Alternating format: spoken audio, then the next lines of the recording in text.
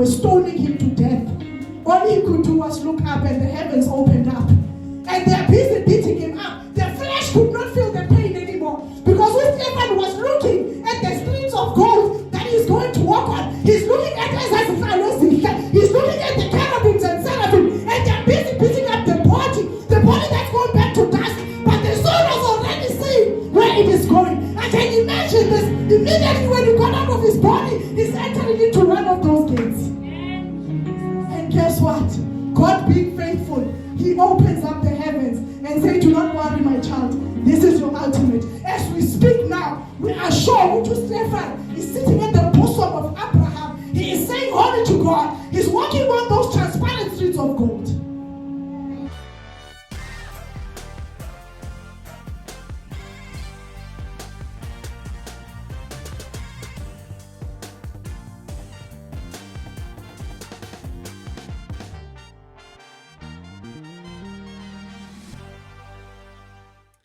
Hello family, welcome back to another vlog. It is Sunday. I am from church. I am exhausted. I am tired because I slept late last night, and every Sunday morning I wake up and cook because chances are I will host after church. And hubby is not here. He is out in PE. He's on a work trip. Of course, I'm jealous. I always want to travel, but okay, this time I couldn't. Hopefully next time. Hey guys, you don't want to know what's going on underneath this, but thank God for this. Thank God for this, whatever they are called, because then we can just hide there and life can go on. I've got horrible cornrows. They're very horrible, but nonetheless, I just thought I should come here and say hi. And we are from church. We are ready to start another week. And I'm so exhausted because I was also preaching today, because obviously if hubby is not there, then I have to step up. I have to step up. And after being immersed in so much power of the Holy Spirit, it just proves how what is the word? How futile our bodies are. They really cannot handle supernatural power. So normally after church, nothing is pretty. Nothing is pretty. So that is why we take pictures before church. If you take pictures after church, you look very rusty. Why? Because there's no telling what the Holy Spirit is going to do, and that's what we want. You don't want to go to church, come back still the same, because like what was the point really? We want a service that is so Holy Spirit infused, so that we get there, we immerse ourselves in it, we forget about how we look, we forget about our makeup, and we come out looking very rusty. We cry, there's a lot of snot going on. Sorry for being disgusting, but that's the reality. That's the reality of church and just being in the presence of the Holy Spirit. There's no telling how you're gonna come out. And guys, am I the only one, or I'm just so exhausted? I'm just so tired of lashes. Like, I don't have lashes of my own. I normally use stick-ons, but you know, I'll put on a little bit of makeup like I did today, and when I get to the eyes, I'm like, no, I'm not lashing. I take a mascara. I'll take a little bit of eyeliner, and that's it. I'm done. I am so done. I think that's what's nice also about growing up, because you're really careless about how you look. Yes, you still care, but not every day, not every minute of the hour, okay? So past that stage. So past that stage. So yeah, guys, enjoy the rest of your week. Have a blessed, productive week, and be safe. Okay guys, can we talk about these beauties from Shein? My goodness, I've already worn them. The comfort is out of this world, completely out of this world. Like these things, man, they take the shoe to another level. There was another color, I think a solid nude, but then there's this multicolor as well. So my sister found them and she was like, girl, these are shoes that I think we can double up on. And we did. She got herself a size 4 and I got a size 5. So we've got 2 of the same shoes. So it happens, we do in our lives a lot. If there's something that's totally out of this world, we normally double up on it and we share. But guys, the comfort, look at the size of the heel. It's almost non-existent, but just popping enough to give you the elevation. Ooh, guys, I'm gonna rock this more often. They will have to forgive me.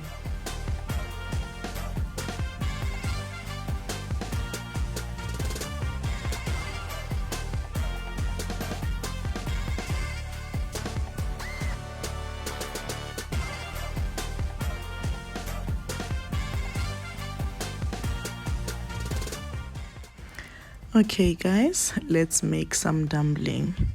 So what I normally do, I'll cook the dumpling the night before, because if you've ever cooked dumpling before, you know that it takes its time.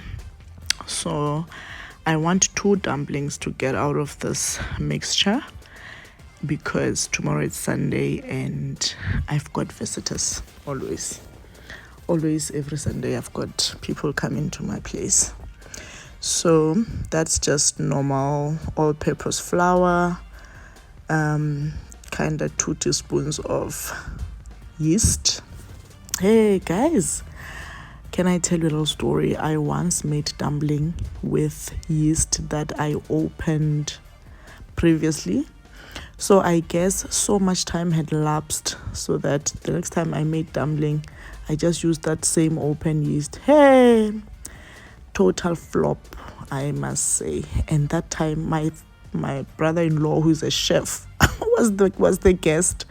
So you can imagine. So you want your yeast to be nice and fresh. So I added a dash of sugar, a little bit of salt as well, and then warm water. And then of course I'm going to oil my hands so that the dough doesn't stick as much. Well, it has a tendency of sticking a lot, but at least with a little bit of oil, we try. I don't fold much. The dough is gonna come out. I don't exactly measure, guys. I can't tell you how many cups I put in there, but as and when I go, I just add it. So at this stage, I realized that the dough is actually small for 2, to make 2 dishes of dumpling.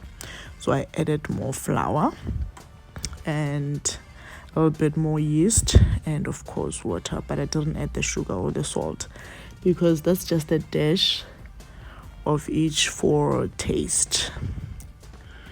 So now you keep folding until your dough is ready. So there's a trick I learned, I think I saw it on Bumile Dwaba's channel. She warmed up her microwave and then put in her dough in there so that it can quickly rise. So in my case, I'm going to use the oven. I tried the microwave one, it didn't work for me, but I found that the oven one works better. So anyway, I'm just gonna oil my other dish where I'm gonna put the dough so that it can rise nicely.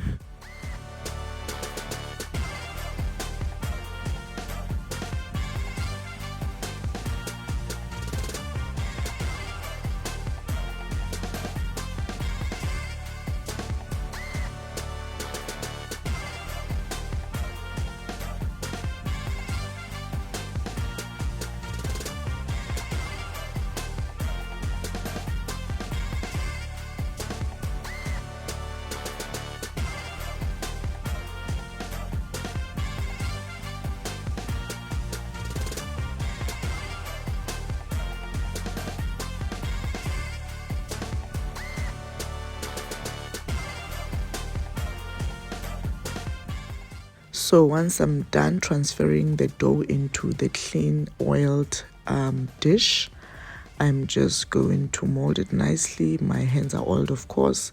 Then I'm just going to cover it with a clean kitchen cloth. And also, I'm going to use my hand just to fill the atmosphere of the oven. I'm not touching any metal pieces, guys. Then I'm going to use my cutting board, the wooden one, because I'm about to put a plastic bowl on it and I don't want to burn it. And of course, after the bowl is in, I'm going to switch off the oven. I don't want my dough to cook. I just want it to rise. So yeah.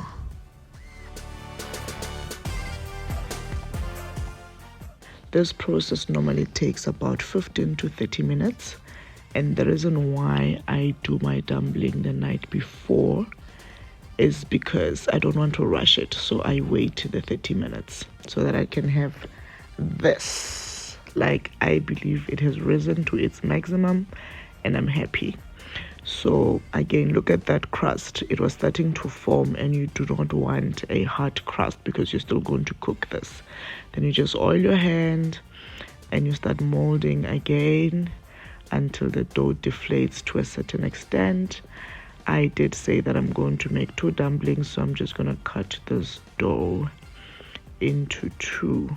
So on a stove plate, I just warmed up my animal dish so that my butter can just melt away as I try to coat it with that butter. And guys, I don't know where I got this animal dish, but I believe it was one of my wedding gifts. I believe also you can find it at Checkers. I'm not so sure. I don't think I've seen it. I think I have seen it, so it's neither here nor there. But nonetheless, I got mine, I believe, with one of my wedding gifts. And if that's the case, that means it is almost 11 years old. So there's my 2 halves. I'll put the dish in the pot, make some space where I'm going to be adding water every time it burns down. And off we go. We're going to cook it away. So, ta-da! Please clap hands for moi. Please clap those hands for me. Look at that beauty. Hey, the flop one that I once did. I think I cooked it for about 3 hours and it was still not fine. This one, I normally cook it for an hour or an hour 30 minutes. Because I cook on not extreme high heat.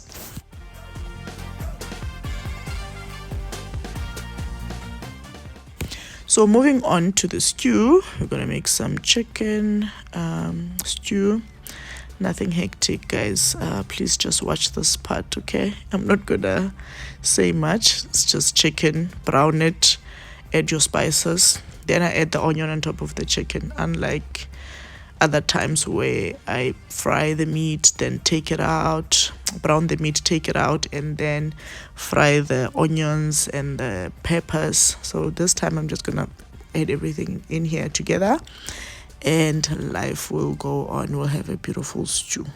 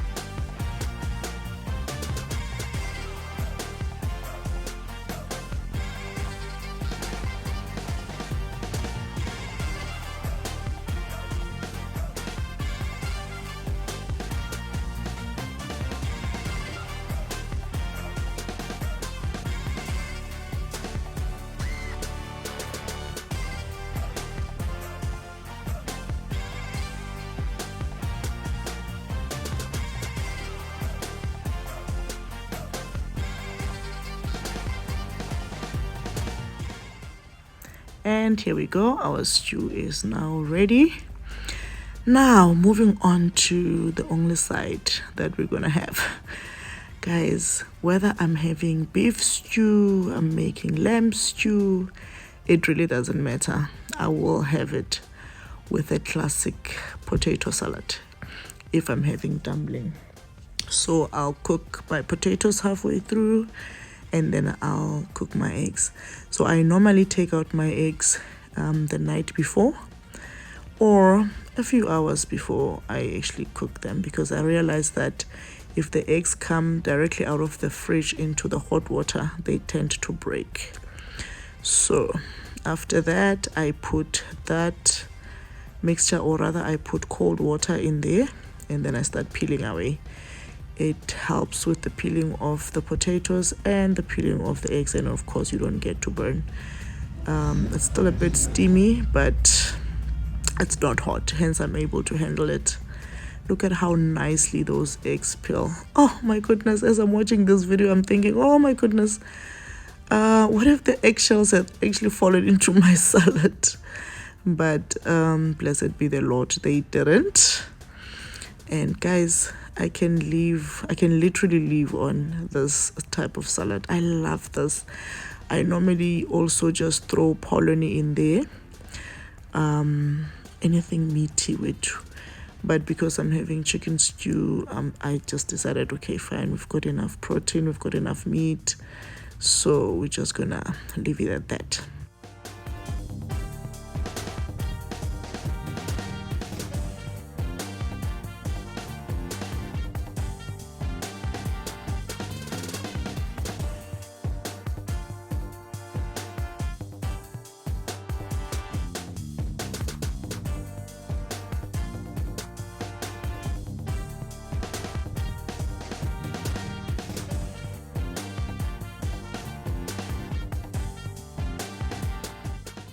Okay, moving on to the seasoning, we are going to use our favorite garlic and herb spice.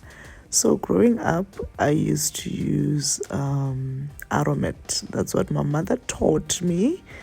But in my adult life, I discovered this spice, and yeah, so I added some more herbs with that mixed herb.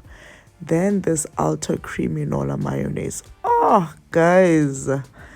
Again, another thing that I changed in my adult life, because growing up, we used to use Cross and Blackwell, the original tangy one.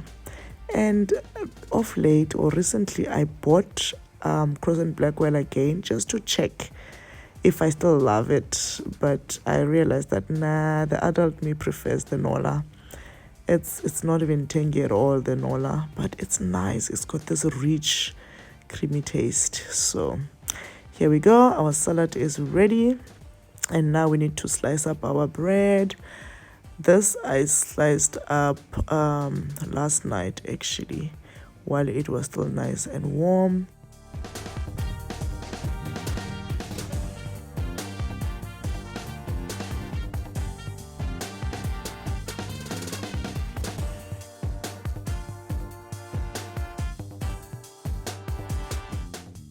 And after slicing it, I just packed it away in a container for it to rest overnight. And the following day, I just warmed it up in the microwave. It was back to its freshness. I didn't even let it sleep in the fridge. And then I dished up and lunch was served. Try it, guys, and tell me how yours goes.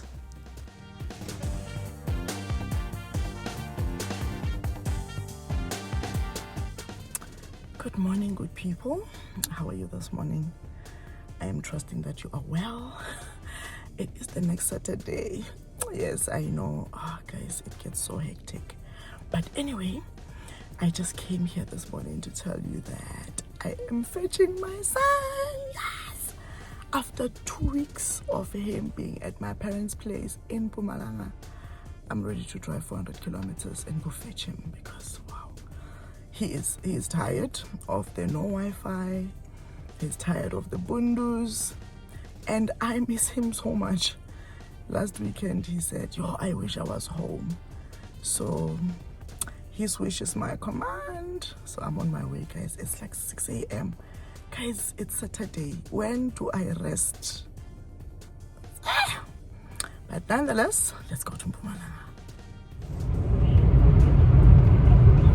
The moment, look at that sunrise. They're absolutely bananas. I can't see the talking.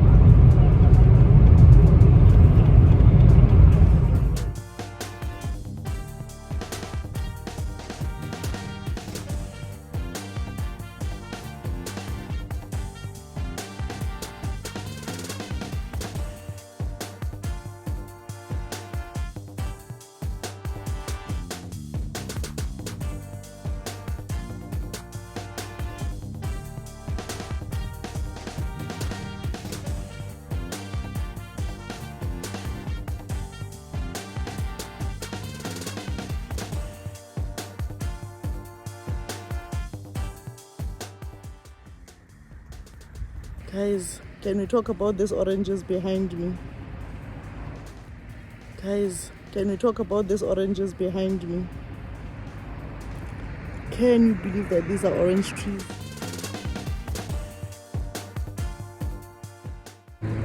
Like literally 30 k's away from my home. 30 kilometers away from my home, my parents' home. These are oranges. So juicy. They're so low. Like a proper low-hanging fruit, I tell you.